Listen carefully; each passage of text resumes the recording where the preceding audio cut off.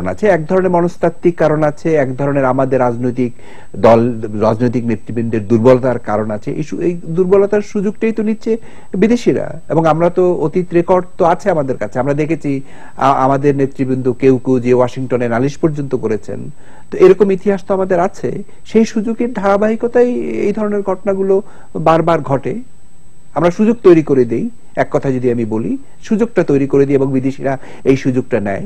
আমরা যদি জাতীয় প্রশ্নে যদি আমরা এক থাকতে পারতাম, আমাদের যদি জাতীয় ঐক্যমতের একটা ইউনিটি আমরা দেখাতে পারতাম, তাহলে নিঃসন্দেহে কোনো বিদেশি দাতা গোষ্ঠী বা বিদেশির কেউ এসে আমাদের অভ্যন্তরীণ ভেতরে নাক গলাতে পারতেন না।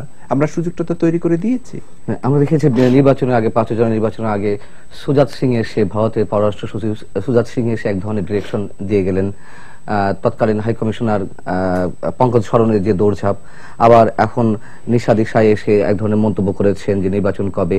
এই আমরা কিন্তু এর থেকে মুক্ত হতে পারছি না, আমাদের দুর্বলতা রয়ে যাচ্ছে। এবং এগুলো এর কারণটাই হচ্ছে একটা জায়গাতে, সেটা হচ্ছে যে আমরা জাতীয় প্রশ্নে এখনো ডিভাইডেড, এখনো বিভক্ত আমাদের মধ্যে। অর্থাৎ আমরা একটা বিভক্ত সমাজ। এই গণতান্ত্রিক সংস্কৃতির কথাই বলেন, নির্বাচনের কথাই বলেন, যত কথাই বলেন, এর প্রশ্নে কিন্তু বড় রাজনৈতিক দলগুলোর মধ্যে কোনো ইউনিটি নাই। বড় রাজনৈতিক দলগুলোর মধ্যে পরস্পরের পরে বিদ্বেষ, বিতৃষ্ণা, একজন অপরজনকে আক্রমণ করে মন্তব্য করা, এই সুযোগগুলো কিন্তু আমরা তৈরি করে দিয়েছি। ফলে ইউনিটিটা হয়নি। না হওয়ার কারণে এই সুযোগটা নিচ্ছে বিদেশিরা, তারা আমাদের ভিতরে নাক গলাচ্ছে, আমাদেরকে দিক নির্দেশনা দিচ্ছে। বাংলাদেশের রাজনৈতিক সংস্কৃতি, নির্বাচন কোন প্রক্রিয়া হবে, বাংলাদেশ কিভাবে মধ্যম রাষ্ট্রে ছাড়িতে পরিণত হবে, এটা তো বাংলাদেশের জনগণের সিদ্ধান্ত নেওয়ার কথা, পার্লামেন্টের সিদ্ধান্ত নেওয়ার কথা, রাজনৈতিক নেতৃবৃন্দের সিদ্ধান্ত নেওয়ার কথা। এখানে তো mister X, mister Y, mister Z কোনো নির্দেশনা দিতে পারেন না। কিন্তু এগুলো আসছে এ কারণেই যে আমাদের নেতৃবৃন্দের মধ্যে দুর্বলতা আছে, আমরা এক ইস্যুতে আমরা কখনো এক হতে পারিনি, ফলে আমাদের বিভক্তির সুযোগটা নিচ্ছে দাতারা। কাসিম হুমায়ুন, এবং এই চর্চাগুলো আমরা দেখি যখন সরকারে থাকে তখন এগুলো তাদের কাছে মনে হয় যে এগুলো কোনো বিষয় না। বিশেষ কারো ক্ষেত্রে, বিশেষ কোনো বিদেশি রাষ্ট্রের ক্ষেত্রে যখন তাদের পছন্দসই বিদেশি রাষ্ট্র হস্তক্ষেপ করে, তখন এগুলো ওভারলুক করে যায়। আবার বিরোধী দলের কাছে আবার কোনো বিশেষ কোনো রাষ্ট্রের দৌড়ঝাঁপ তাদের কাছে মনে হয় এগুলো যুক্তিসঙ্গত। তার মানে ওই সরকার দল বিরোধী দলের খেলা সব জায়গাতেই নাকি? বাংলাদেশের রাজনীতি যদি একটু অ্যানালাইসিস করি, যেটা তারেক ভাই বললেন, হুমায়ুন ভাই বলেছেন, দুজনেই বলেছেন কথাগুলো, যে আসলে বিভাজনের রাজনীতিটা আমাদের জন্য একটা মানে সব ক্ষেত্রে একটা সংকটের সৃষ্টি করেছে। এবং বিভাজনটা এমন, আপনি ধরেন সেই বাংলাদেশের জন্ম থেকে শুরু হচ্ছে, জন্মটাও কিন্তু একটা সৃষ্টিটা, যেটা হুমায়ুন ভাই একটু বলছিলেন যে আমরা অনেকটা ইন্টারন্যাশনালি একটা সাপোর্ট নিয়ে আমরা এগিয়েছি। হ্যাঁ, সাপোর্ট নিয়ে গেছে, ওইখানে ওই জায়গার মধ্যে তো কিন্তু বিরোধিতা ছিল, যে মার্কিন যুক্তরাষ্ট্র থেকে একটা বলয় কিন্তু বাংলাদেশের মুক্তি সংগ্রামটাকে তারা মানে বিরোধিতা করেছিল। তখনও কিন্তু বিরোধিতা ছিল। এখন যেভাবেই হোক বাংলাদেশের আমরা মুক্তিযুদ্ধ আমরা বিজয় লাভ করেছি, আমাদের নৈতিক একটা মনোবল প্লাস ইন্টারন্যাশনাল সাপোর্টের পেছনে ছিল, একটা শক্তির সাপোর্ট ছিল, সব মিলিয়ে আমরা এটা করেছি, জয় করতে পেরেছি। কিন্তু আমি বলবো যেটা যে বিভাজনের রাজনীতিটা বিশেষ করে শুরু হয়েছে যে 75 বঙ্গবন্ধুর নৃশংস হত্যাকাণ্ডের পরে এই দেশের, যেটা বলছিল যে বিভাজনের রাজনীতি, মানে ডক্টর তারেক রহমান, যে বিভাজন রাজনীতি কিন্তু বঙ্গবন্ধু হত্যাকাণ্ডের পর থেকেই এটা শুরু হয়েছে। বিভাজন রাজনীতি এমন একটা পর্যায়ে গেছে যে সামরিক শাসন দিয়ে অনেকদিন দেশ চালানো হয়েছে, তারপরে আপনার যে গণতান্ত্রিক সিস্টেমে যখন আমরা গেলাম তখনও কিন্তু যে একটা বিষয় ঐক্যমত হয়েছিল, আমি আমি আমি আমি যেটা সাংবাদিক হিসেবে দেখেছি, যে একটা বিষয়ে যে মেজর দুইটা পার্টি আওয়ামী লীগ এবং বিএনপি একটা জায়গায় ঐক্যমত হয়েছিল, সেটা হচ্ছে যে পার্লামেন্টারি সিস্টেমে যাওয়া। হ্যাঁ, এই জায়গাটা একটা ঐক্যমত হয়েছিল দুই দলের পক্ষে, যেটা এখনো আছে এই সিস্টেমটা। সর্বশেষ ঐক্যমত, হ্যাঁ রাইট, না এখনো পর্যন্ত এটা আছে এই সিস্টেম, ওটাই সর্বপ্রথম সর্বশেষ ঐক্যমত আফটার 90। হ্যাঁ, 1990 যে আওয়ামী লীগ আর বিএনপি যদি সম্মিলিত ভাবে আপনি বলেন যে যৌথভাবে একটা কাজই করেছিল সার্থকভাবে, সেটা হচ্ছে যে আপনার যেটা এখনো বিদ্যমান। আর একটা কাজ যেটা হয়েছিল কেয়ারটেকার গভর্নমেন্ট একটা প্রভিশন, সেটা তো আজকে সেটা নাই।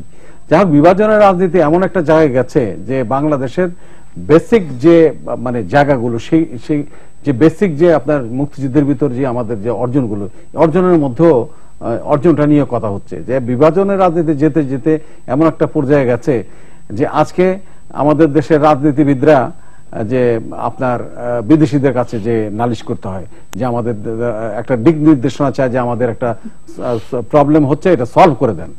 এখন এই যে নাক গলানোর যে জায়গাটা আমরা করে দিচ্ছি আমাদের দেশের রাজনীতিবিদরা, তাদের সংকটটা তারা মোকাবেলা করতে পারছেন না, তারা সেখান থেকে বেরিয়ে আসতে পারছেন না, তারা নির্বাচনে যান না, কেউ কেউ নির্বাচনে যান না, কেউ আবার আপনার নির্বাচনে গেলেও আবার পার্লামেন্ট বর্জন করেন। এই যে একটা পরিস্থিতি, এই পরিস্থিতিতে সব সময় দেখবেন যে এখানে একটা পরিস্থিতি এমনটা তৈরি হচ্ছে যে বিদেশিদের কাছে যাওয়া হয়।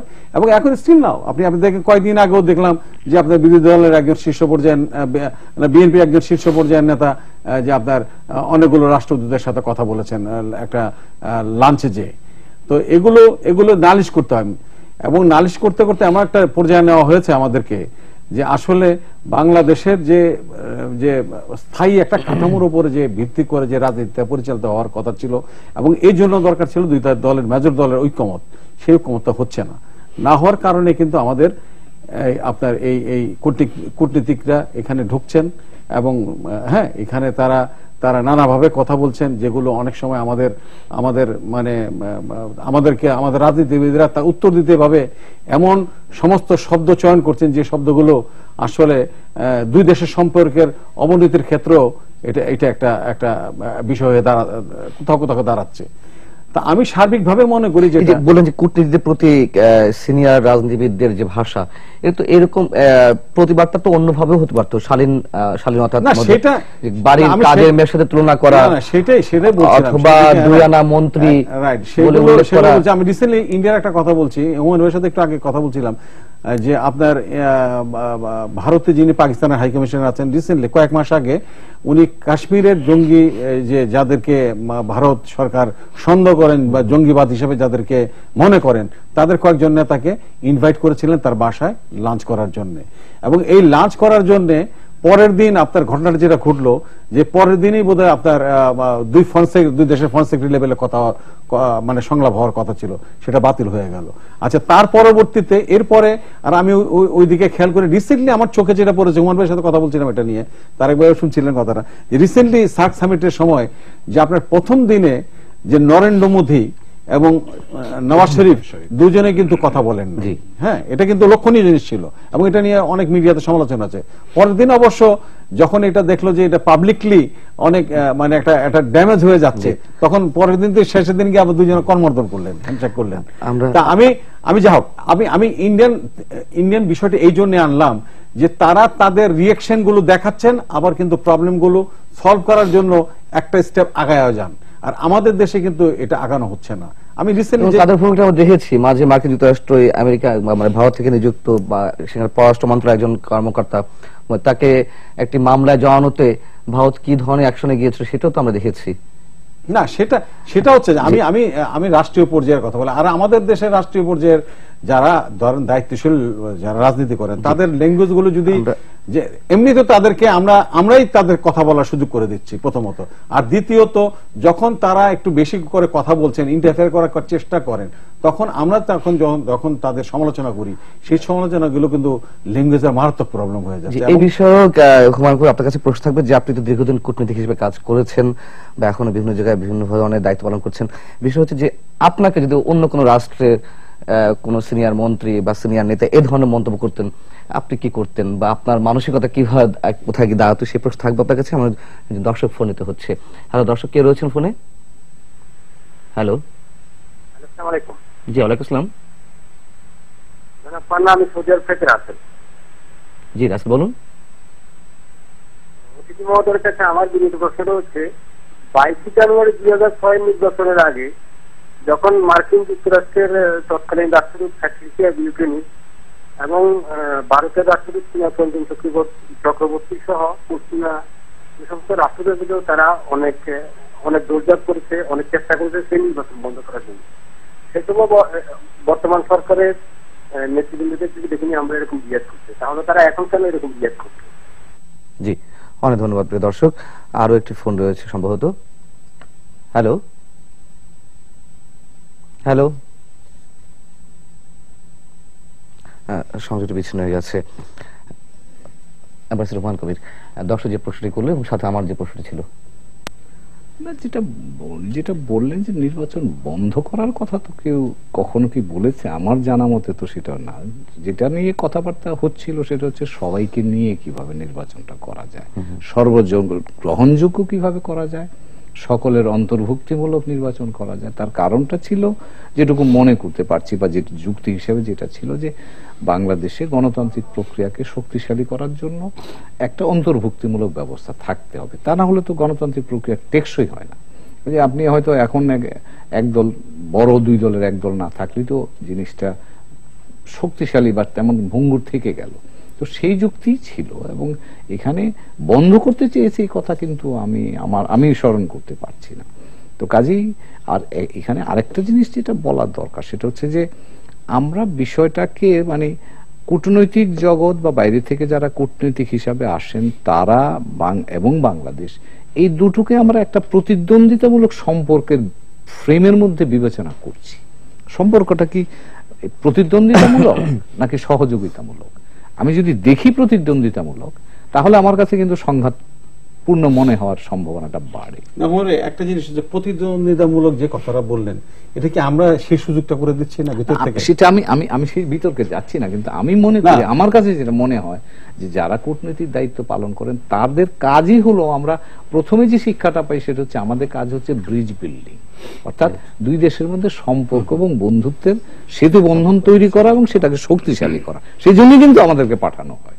যত দেশের সারা পৃথিবীতে যে ডিপ্লোম্যাটিক বা কূটনৈতিক জগতের যে শিক্ষা আছে, তার মধ্যে যে প্রাথমিক শিক্ষাটা হচ্ছে এটা, যে আমাদের কথা হলো সমস্যাকে সমাধান আমাকে খুঁজতে হবে, সমস্যা তৈরি করা আমার কাজ। প্রফেশনালিজম কি আমরা বাংলাদেশে যারা রয়েছে বাইরের কূটনীতি তাদের ভিতরেও দেখছি, অথবা আমাদের যারা পলিটিশিয়ান রয়েছেন তাদের ভিতরেও কি আমরা দেখছি সেটা আমরা কূটনৈতিক জগৎ নিয়ে আমি যেটুকু আমার ছোটখাটো অভিজ্ঞতা আছে সেটাই বলতে পারবো, বাকিটা আমি বলবো না। আমার অন্যান্য সহকর্মীরা বন্ধুরা যারা আছে তারা হয়তো বলবেন। আমার ধারণা যারা কূটনীতি করতে আসেন, যারা বিভিন্ন দেশের রাষ্ট্রদূত হয়ে আসেন, তারা অন্তত এইটুকু নিয়েই আসেন যে তারা বাংলাদেশের সাথে তার দেশের বন্ধুত্বপূর্ণ সম্পর্কটা গড়বেন, এবং বাংলাদেশ এবং তার দেশের মধ্যে সম্পর্কটা যাতে বহুমুখী হয়, পরস্পরের স্বার্থে বা পারস্পরিক স্বার্থকে সমুন্নত রাখতে পারে, সেটাই সেই উদ্দেশ্য নিয়ে কিন্তু তারা আমি এটা মনে করি এটাই আমার একটা আমি সাংবাদিকতার ইয়ে থেকে একটা জিনিস এটা আমি দেখেছি, তথ্য আছে আমার কাছে অনেক, যে বাংলাদেশে জানি না বিদেশে এটা কি হয়, আমি আপনার কাছে জানতে চাচ্ছি যে বাংলাদেশে অনেক দেশ আছেন যারা, যে দেশগুলো রাষ্ট্রদূতরা তাদের ব্যবসা বাণিজ্য নিয়ে দৌড়াদৌড়ি করেন, এটাই বা কতটুকু যৌক্তিকতা আছে? এটা শুনুন, এখন এটাও আপনি যে কথা বলছেন একেবারে অসত্য বলেন। যেমন ধরুন, এক সময়তে কূটনীতির প্রধান বিবেচ্য বিষয় ছিল নিরাপত্তা সংক্রান্ত বিষয়। গত 30-40 বছর থেকে এখন অর্থনৈতিক, আমরা বলি অর্থনৈতিক কূটনীতি, ইকোনমিক ডিপ্লোমেসি। এখন ইকোনমিক ডিপ্লোমেসির কনটেক্সট থেকেই প্রধানত মানুষ সম্পর্কটাকে বিবেচনা করে। আমি আপনাকে বলছি একটা ঘটনা, গত 2006 সালের ঘটনা। ভারত সিদ্ধান্ত নিল যে তারা মার্কিন যুক্তরাষ্ট্রের বোয়িং এর কাছ থেকে বড় ধরনের একটা ডিল, প্রায় $3 বা $4 বিলিয়ন অনেকগুলো প্লেন কিনবে। তারপরের দিনে কিন্তু ফরাসি রাষ্ট্রদূত দিল্লিতে প্রেস কনফারেন্স করে তিনি বললেন যে এইটা ঠিক করেনি এই কারণে যে ওই যে এয়ারবাসের প্রতিনিধি হিসেবে তিনি বলছেন যে আমরা ফেয়ার ডিল পাইনি। অর্থাৎ ভারত সরকার এই যে অর্ডারটা দিয়েছে এটা যদি ইভালুয়েট করে তখন আমরা বৈষম্যের শিকার হয়েছি। প্রকাশ্যে ফরাসি রাষ্ট্রদূত দিল্লিতে বসে এই কথাটা বললেন। পরবর্তীতে কি হয়েছে জানি না, কিন্তু তিনি তার দেশের প্রতিনিধিত্ব করার জন্য, তার অর্থনৈতিক স্বার্থকে সামনে নিয়ে যাওয়ার জন্য কিন্তু তিনি প্রকাশ্যে এই কথাটা বলেছেন। ভারত সরকার এটা নিয়ে কোনো উচ্চবাচ্য করেনি। তার কারণ হচ্ছে যে সেটা তাদের মতামত জানিয়েছিল যে হচ্ছে না, বোধহয় ঠিক হচ্ছে না, এইভাবে যথেষ্ট প্লয়েটনেসের সঙ্গে মতামতটা জানিয়েছিল সম্ভবত। যে আমরা দুটো ফোন নিয়ে আসি। হ্যালো দর্শক, কে রয়েছেন ফোনে? হ্যালো, আসসালামু আলাইকুম। জি ওয়ালাইকুম আসসালাম। আমি আব্দুল লতিফ কুরেশি, সেনবাগ, নোয়াখালী থেকে বলছি। জি লতিফ বলুন। আমি মাননীয় অতিথি দুজন কূটনীতিক আছেন, একজন সাংবাদিক ভাই আছেন। আমি ওনাদের কাছে প্রশ্ন রাখতে চাচ্ছি। আমাদের সৈয়দ আশরাফুল ইসলাম সাহেব এবং উনি মাননীয় মন্ত্রী যে নিশাদ সাহেব বাংলাদেশে এসেছিলেন, উনি অ্যাকচুয়ালি আমরা যতটুকু জেনেছি উনি কিন্তু কোনো কূটনীতিক বা কোনো একটা থিম নিয়ে বাংলাদেশে আসেনি। অর্থাৎ উনি একজন সহকারী পররাষ্ট্র মন্ত্রী হিসেবে বাংলাদেশে যে এসেছেন, উনি কিন্তু কূটনীতিক ভাবে আসেননি, উনি এসেছেন ওনার নিজের গতিতে।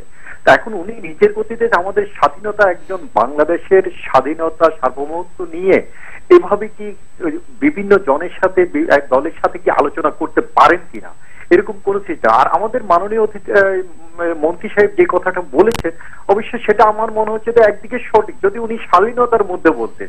কারণ এগুলি আমরা এখন মধ্য আয়ের দেশের দিকে এগিয়ে যাচ্ছি। এই মুহূর্তে 1971 সালে ওনারা যে ধরনের আচরণ আমাদের সাথে করেছেন, কিছুদিন আগে আমাদের জিএসটি বাতিল করেছেন, পদ্মা সেতু নিয়ে বিশ্ব ব্যাংকে আমাদের যেই অর্থটা দিয়েছিলেন সেটারও বিরোধিতা করেছেন। তাহলে এরকম আমাদের এরকম স্বাধীন দেশের মধ্যে একজন বিদেশি অতিথি যদি সরকারের রাষ্ট্রীয় সফরে যদি না এসে এভাবে কথা বলতে পারেন কিনা। জি, আপনাকে অনেক ধন্যবাদ প্রিয় দর্শক। ডক্টর তারেক শামসুর রহমান, আমাদের সঙ্গে আরো একজন দর্শক, আমি ফোনটা নিয়ে আসি। হ্যালো দর্শক, কে রয়েছেন? হ্যালো, আসসালামু আলাইকুম। জি, ওয়ালাইকুম আসসালাম। আমি একটু টকশো ভিত্তিক কথা বলতে চাইছিলাম। আমি দুইটা, হ্যালো, আসসালামু আলাইকুম। জি, ওয়ালাইকুম আসসালাম, আমরা শুনতে পাচ্ছি, আপনি বলুন। আমার দুইটা প্রশ্ন আছে। জি, আমার দুইটা প্রশ্ন। এই যে টকশো গুলো দেখতে আছি, এগুলো কিন্তু কোনো বাস্তবায়ন হয় না। যেরকমের এই বাংলাদেশি অনেক নাগরিক এই গ্রীষ্মে হাজার হাজার মানুষ জেলের ভিতরে আছে।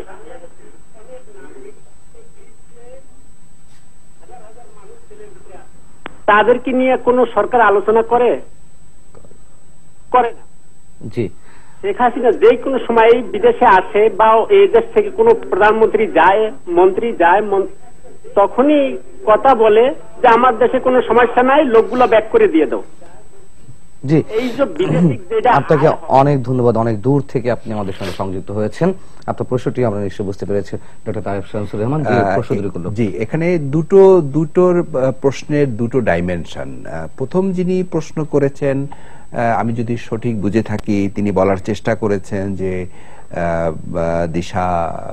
নিশা দেশাই উনি এই ধরনের মন্তব্য করতে পারেন কিনা, এবং রাষ্ট্রীয় সফরে উনি আসেননি। আমি যতটুকু জানি তিনি সার্ক সম্মেলনে এসেছিলেন, এবং আমরা সবাই জানি যে যুক্তরাষ্ট্র হচ্ছে সার্কের একজন ফুল মেম্বার না, একজন একটা অবজারভার স্ট্যাটাস তাকে দেওয়া হয়েছে। সে অবজারভার স্ট্যাটাস হিসাবে তিনি সম্মেলনে যোগ দিয়েছেন এবং যাওয়ার পথে তিনি বাংলাদেশ হয়ে গেছেন।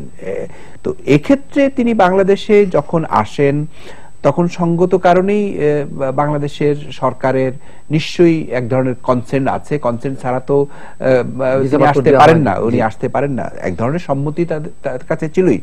এখন প্রশ্নটা হচ্ছে যে তিনি এসছেন, এর আগেও তিনি বাংলাদেশে এসছেন, শুধু তিনি নন, মার্কিন যুক্তরাষ্ট্রের স্টেট ডিপার্টমেন্টের অনেক ঊর্ধ্বতন কর্মকর্তা বাংলাদেশে প্রায়শই আমরা সফর করে যান। কারণ বাংলাদেশের সাথে মার্কিন যুক্তরাষ্ট্রের অনেকগুলো বিষয়ে, স্বার্থ সংশ্লিষ্ট বিষয়ে জড়িত অংশীদারিত্ব চুক্তি স্বাক্ষরিত হয়েছে, সেখানে বাইলেটারাল টকে তারা আসেন। সুতরাং এখন একজন মন্ত্রী পর্যায়ের ব্যক্তি, তিনি তার পদাধিকার বলে হয়তো ছোট মন্ত্রী হতে পারেন বা বড় মন্ত্রী হতে পারেন, তার সম্পর্কে সরাসরি এক ধরনের মন্তব্য করা যিনি সরকারের নীতি নির্ধারকদের একজন, এটা কোনো অবস্থাতেই শালীনতার পর্যায়ে পড়ে না। আমি মনে করি যে এটা এ ধরনের বক্তব্য না করেও তার সমালোচনা করা যেত, ভদ্রজনিতভাবে করা যেত। এটা হলো একটা দিক। দ্বিতীয়ত, যিনি সম্ভবত গ্রিস থেকে ফোন করেছেন, টকশোর কথা তিনি বলেছেন যে টকশোতে বাস্তবায়ন হয় না এবং প্রচুর বাংলাদেশিরা জেলে আছেন। এটা কিন্তু একটা খুব ফান্ডামেন্টাল প্রশ্ন। এবং আমি অতি সম্প্রতি মার্কিন যুক্তরাষ্ট্রের থেকে ঢাকায় এসেছি, এবং আসার পথে আমি লক্ষ্য করেছি, এবং আমাকে প্লেনের মধ্যে অনেকে বলেছেন, তথাকথিত আউটপাসের নামে বাংলাদেশিদেরকে তারা ধরে ধরে ফেরত পাঠাচ্ছে। এবং তারা একজন আমাকে, তার হাতিয়ার বাড়ি ভদ্রলোকের নামটা আমি স্মরণ করতে পারছি না, তিনি তার দুঃখের কথা আমাকে বলেছেন যে বাংলাদেশি কূটনীতিকরা তাদের প্রতি কোনো সৌজন্য আচরণ করেননি এবং তাদেরকে সাহায্য করেননি, যেখানে ভারতের লোকজনরা ভারতের এমবেসি করেছে, পাকিস্তান এমবেসি করেছে।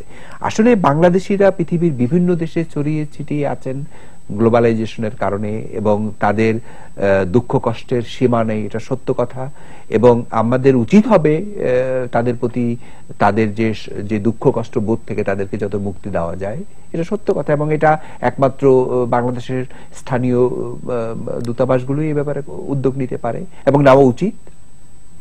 জি, আমাদের কাশিম হুমায়ুন, যে কথা আমি এর আগেও জিজ্ঞেস করেছি যে সরকারের দলে থাকলে অনেক বিশেষ রাষ্ট্রের দৌড়ঝাঁপ সহি হয়ে যায়, আর যাদের কার্যকলাপ পছন্দ হয় না তাদেরটা খুব নোংরা মনে হয়। একইভাবে বিরোধী দলে থাকাকালীন সময়ে যখন তাদের কাছে যে রাষ্ট্র প্রিয় হয় সেই রাষ্ট্রগুলোর দৌড়ঝাঁপ খুব সহি মনে হয়।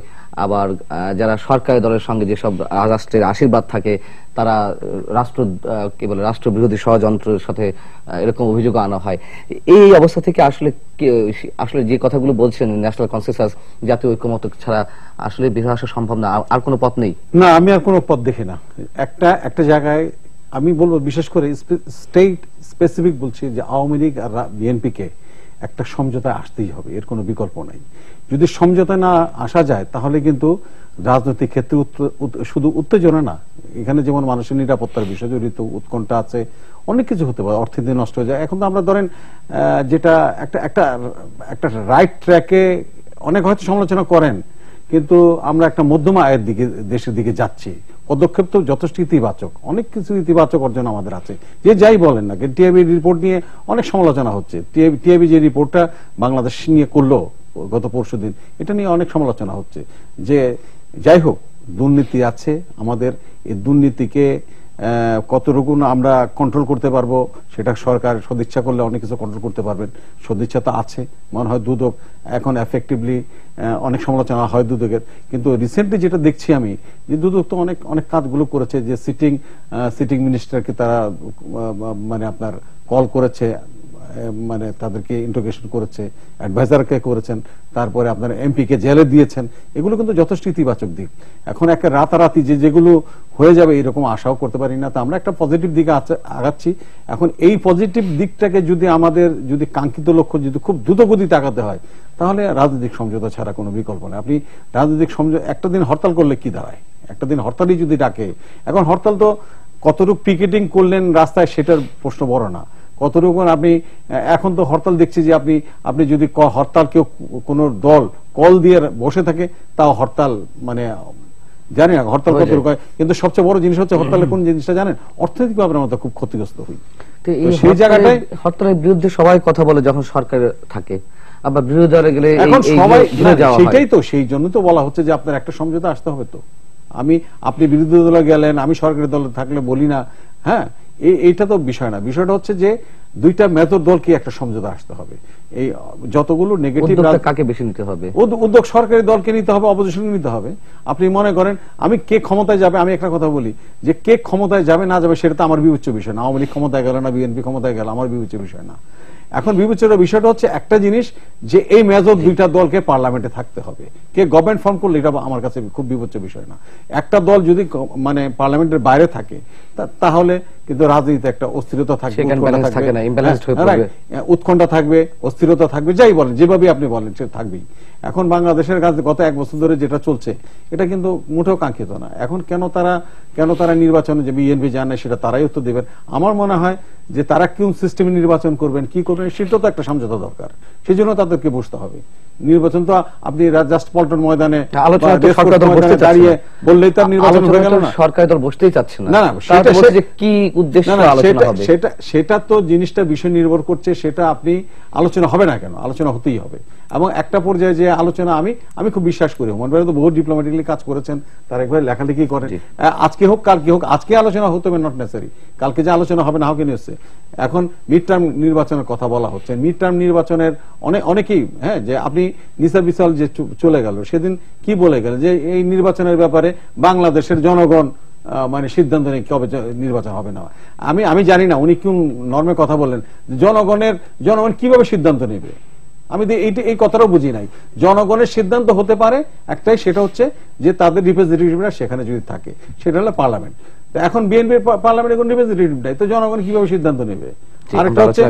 আরেকটা হচ্ছে যে আপনি এই জনগণের সিদ্ধান্ত নিতে হলে পার্লামেন্টে যেতে হবে। তো এইটা একটা বিবেচ্য বিষয় বড়। তা আপনাকে পার্লামেন্টের বাইরে থেকে এখন রাজনীতি করা বড় কঠিন হয়ে যাচ্ছে। এখন জিনিসটা হচ্ছে আপনাকে সংলাপে যেতে হবে। একটা সংলাপ তো সরকার মানছে না, না মানছে না, আমি সেটা বলছি না। মিড টার্ম নির্বাচনের কথা আপনি বলেন যে মিড টার্ম নির্বাচন কখন হয়, কখন হয়? দুইটা কারণে মিড টার্ম নির্বাচন হতে পারে। একটা যদি মনে করেন যে আপনি গভর্নমেন্ট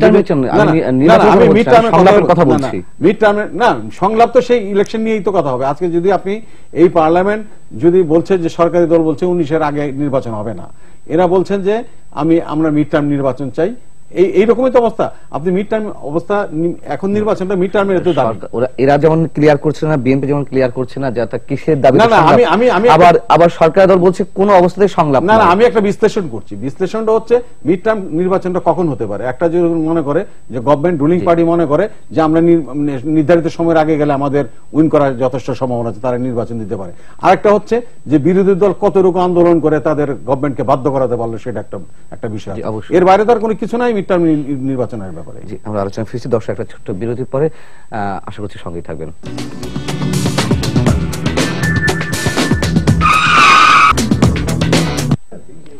দর্শক, দেখছেন 21 রাত। হুমায়ুন কবির, আপনার কাছে আবার প্রশ্ন। যেটা বলছেন বা আমরা যেটা জানি যে ডিপ্লোমেসি গুলো সবসময় হয় স্টেট টু স্টেট। এখন বাংলাদেশের বাস্তব অবস্থার পরিপ্রেক্ষিতে থেকে আমরা এটা বলতে পারি যে স্টেট টু স্টেট নয়, এখন পলিটিক্যাল পার্টি টু স্টেট সবকিছু হচ্ছে আর কি। কূটনীতি এখন স্টেট টু স্টেটের চাইতেও একবারে জনগণের লেভেলও এখন হচ্ছে, যেটা বলা হয় পাবলিক ডিপ্লোমেসি। অর্থাৎ সেটা হলে তো ভালো। আপনি পাবলিক ডিপ্লোমেসি সরকারের নিচের দিকেও নামে জনগণের সাথে সম্পর্ক করতে পারেন, সেটা হয়। কিন্তু এটা কোনো নতুন জিনিস না, বা এটা নিয়ে কোনো কোনো বিভ্রান্তির সুযোগ নেই। রাজনৈতিক দল তো একটা সমাজেরই অংশ, সরকারের অংশ থাকে। সরকারের অংশ যখন থাকে না, তখন সমাজের অংশ থাকে। কাজে রাজনৈতিক দল তো সমাজেরই একটা। কাজে রাজনৈতিক দলের সাথে কূটনীতির বা কূটনীতিকদের সম্পর্ক থাকা তো খুবই স্বাভাবিক ব্যাপার। এবং একটি দেশের, আমি যখন একটা দেশের সাথে আরেকটা দেশের সম্পর্কের কথা বলি, তখন কিন্তু খালি সরকারের কথা বলি না, তখন সরকারের নিচে বা সরকারের পাশে যে জনগণ আছে, বৃহত্তর জনগোষ্ঠী, তার কথাও কিন্তু আমি বলি। সেটাও কিন্তু আমার দেখবার আওতার মধ্যে পড়ে। কাজেই সেটাকে প্রশ্ন হচ্ছে এখানে যে বৃহত্তর জনগোষ্ঠীর স্বার্থে অন্য কোন রাষ্ট্র যখন আলাপ আলোচনা করার চেষ্টা করে বা তাদের নিশ্চয় তারাও তাদের স্বার্থ সংশ্লিষ্ট বিষয় দেখবে, কিন্তু যদি বিশেষ কোনো দলের প্রতি বিশেষ কোনো রাষ্ট্রের আনুগত্য প্রকাশ পায় বা সহমর্মিতা প্রকাশ পায়, সেটি কতটুকু শুনছি না, সেটা একেবারেই হওয়া উচিত না। এবং সেখানে আমাদের দুই বন্ধু তারেক শামসুর রহমান এবং কাশিম হুমায়ুন ভাই বললেন, আমরা কিভাবে রাষ্ট্র চালাবো, কি ধরনের রাষ্ট্র করব, কি প্রক্রিয়া চলবো, সে দায়িত্ব এবং সেই ক্ষমতা বাংলাদেশের জনগণের। বিদেশি বন্ধুরা যারা আছে তারা আমাদের পরামর্শ দিতে পারেন, সেটা নেব কি নেব না সেটা আমার দায়িত্ব। কাজেই তারা সেখানে আমি কি করব সেই জায়গায় তাদের হাত ডিক্টেট করতে পারে না, তারা আমাকে পরামর্শ দিতে পারে এবং বন্ধু হিসেবে তাদের ভালো পরামর্শ হলে আমি নেব। কারণ আমরা নিয়েছি, আমরা আমাদের দেখছি বাংলাদেশের অতি সাম্প্রতিক কালের ইতিহাসেই তো সেটা আছে না।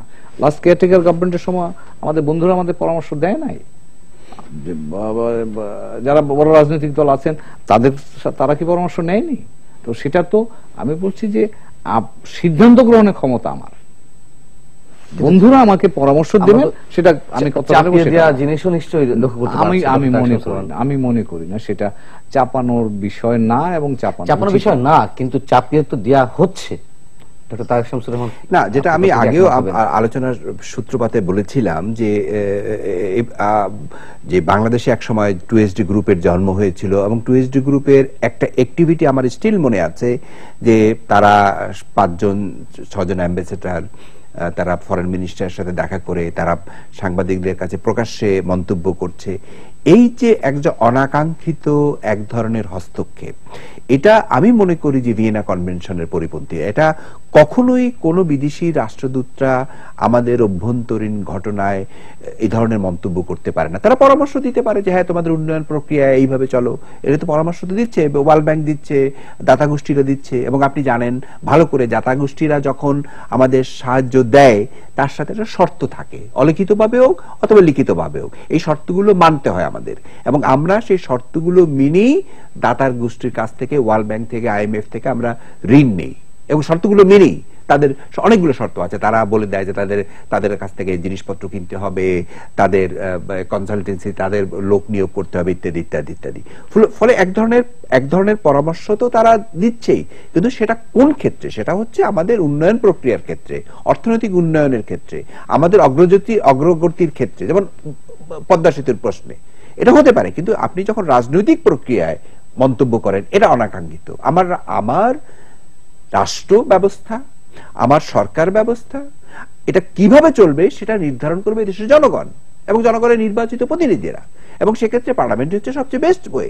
কিন্তু সেক্ষেত্রে অনাকাঙ্ক্ষিত একে সকল দলের অংশগ্রহণ করে নির্বাচন প্রক্রিয়ার এই ধরনের যে কথাবার্তা গুলো আমরা শুনি, এই ধরনের কথাবার্তা গুলো কিন্তু আমাদের দুর্বলতারই বিরোধী কথাবার্তা তো আছে। হ্যাঁ, আমি সেটাই অন্যান্য রাষ্ট্রের যেমন 5 জনের নির্বাচন আগে আমরা দেখেছি ভারতের যে দৌড়ঝাঁপ। হ্যাঁ, এখন সেই কথাই তো বললাম যে এটা এর ক্ষেত্র কিন্তু আমরাই তৈরি করে দিয়েছি।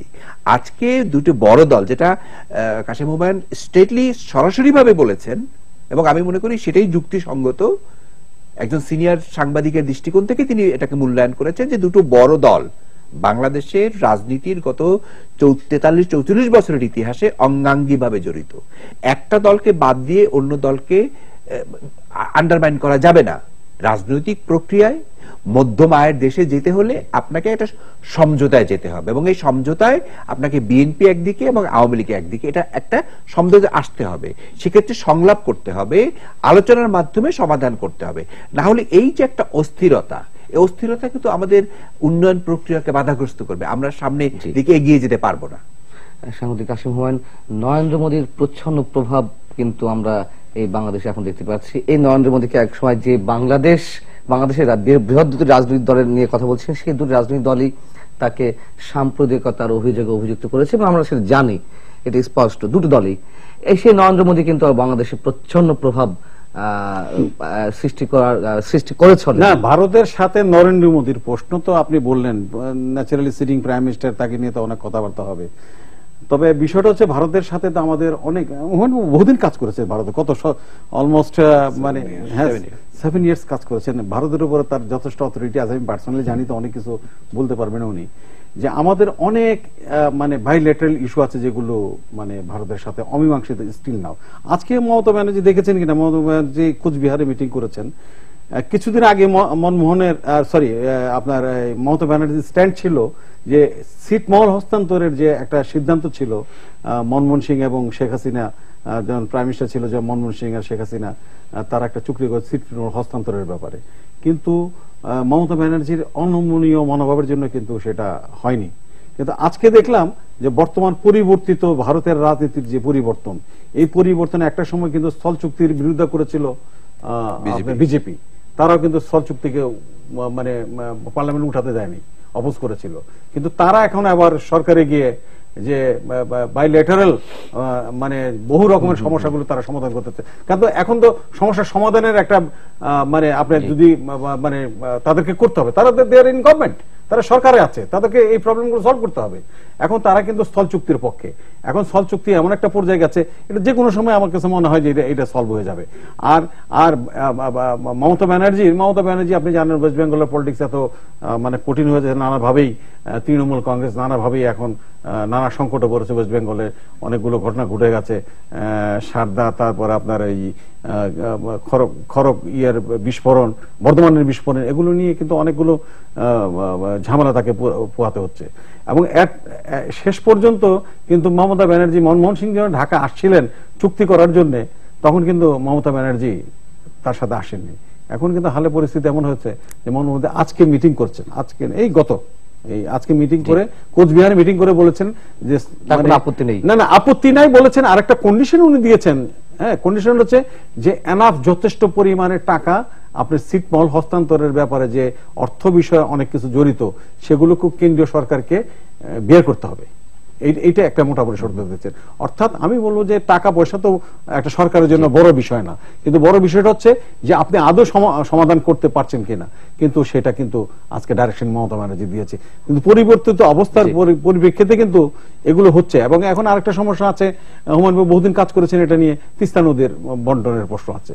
এবং আমার তো মনে হয় যে এগুলো ভারতের সাথে যতগুলো সমস্যা আছে, এখানে নরেন্দ্র মোদী থাকলো না বিজেপি গভর্নমেন্টে থাকলো, না কংগ্রেস থাকলো, না সিপিএম থাকলো, এর চেয়ে বড় বিষয় হচ্ছে যে বাংলাদেশ আর ভারতের সম্পর্কটা এমন একটা পর্যায়ে আছে যেগুলোকে সমাধান করলে দুইটা দেশেরই একটা একটা মানে আপনি শান্তিতে এবং অর্থনৈতিক অগ্রগতির ক্ষেত্রে এটা হয়তো এখন বলছেন, কিন্তু 6 মাস বা নরেন্দ্র মোদী যখন ক্ষমতা এলো তখন কিন্তু না এগুলো না না অপোজিশন থেকে পলিটিক্যাল ইস্যু অনেক ভাবে তৈরি করা যায়, কিন্তু গভর্নমেন্টে গেলে তার এটা হয় না। না বিষয়টা হচ্ছে যে ওই মানে বাংলাদেশ ভারত সম্পর্কের ক্ষেত্রে অনেকগুলো বিষয়ই জড়িত আছে, এবং যদি আমরা এই স্থল সীমানা চুক্তিটি যদি স্বাক্ষরিত হয় এটা ভালো কথা, কিন্তু আমার আরো অনেক বিষয় রয়ে গেছে যেগুলো অমীমাংসিত, সেটা নিশ্চয়ই আমরা প্রত্যাশা করবো এই সেই সমস্যাগুলো সমাধান হবে এবং নরেন্দ্র মোদী এই সমস্যাগুলোর সমাধানের উদ্যোগ নেবেন, এইভাবেই বলা যায় কথাগুলো।